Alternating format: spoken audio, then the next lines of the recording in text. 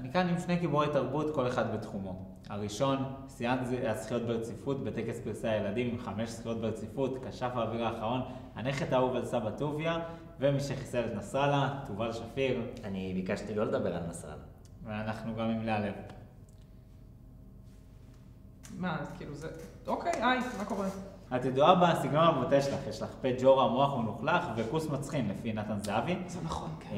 הצטרפת לסרט רק בגלל שיש את המילה זין בשם שלו? לא, זה שטויות, ברור שלא, לא, מה פתאום, אני קראתי את התסריט, קיבלתי את התסריט, קראתי אותו, אמרתי וואו, הוא מאוד אותנטי, הוא מאוד מתאר באמת את הנוער הישראלי, באמת כאילו שפה אמיתית, עם הכללות, עם הזה... כללות.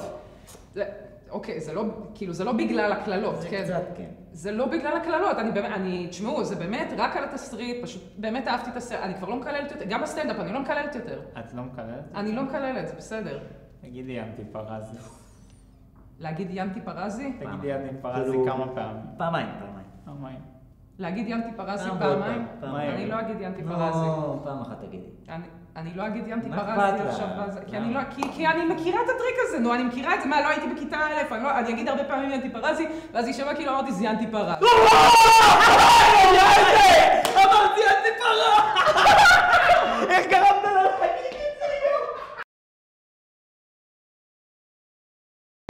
ינטי פרזי!